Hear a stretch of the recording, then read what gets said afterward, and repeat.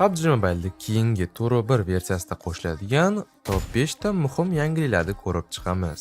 Birinchisi yangi rejim. Qish fasli kelayotgani uchun yangi sezonda bizni qishki rejim kutmoqda. Bu safar eventlar Shooting Range va fermani pastki qismida joylashgan bo'lib, Penguin City deb nomlangan va shu ko'rinishga ega juda ham chiroyli va qishki vibe'ni berib turadi. Ikkinchisi yangi rejim maxsus quroli. Bu muzli raketa. Bu orqali biz dushmanlarga muzli o'q otamiz va yaxshigina jonini olamiz. Agarda muzni yerga otsak, yerda muzli joy paydo bo'ladi va uni ustida yurgan odamlar muzda sirpanib, qo'liga umuman qurol ola olmay qolishadi. Shuningdek, bu qurolda ikkinchi qobiliyati ham bor. Shu knopkani bosish orqali raketadan transport sifatida foydalana olamiz. Yerda ham, havoda ham yaxshigina tezlikda uchib yura olamiz. Uchib yurgan holatimizda ham dushmanlarga muzli o'q otsak bo'ladi.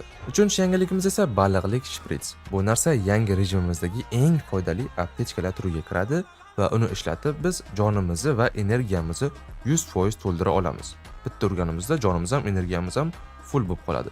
Undan tashqari baliqni sherikka ham uloqtirib, sherigimiz ham jonini xuddi shu tarzda full qilib bera olamiz.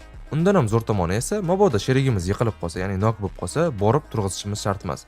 Shunchaki shu qo'limizdagi baliqni unga bitta uloqtiramiz, tekkisi bo'ldi. Endi sherigimiz o'zini o'zi bemalol turg'iza oladi, ya'ni hozirgi o'zini o'zi turg'izadigan narsa umuman kerak emas. To'rtinchi yangiligimiz esa o'liklarni yashigini ko'tara olish funksiyasi.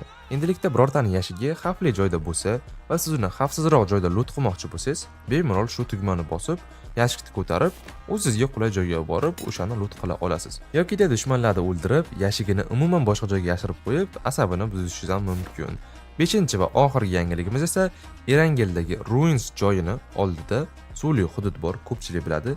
Aynan shu joyda keyingi Turo 1 versiyamizda butunlay yangitdan qurib, shu ko'rinishga keltirisharkan, ko'rinishi gap bo'lishi mumkin emas va nihoyat suvsiz bemalol otishadigan joy qilib qo'yishibdi. Hozircha Turo 1 versiya yangiliklari shundan iborat. Qalay, yangiliklar sizga yoqdimi, yoqmadimi?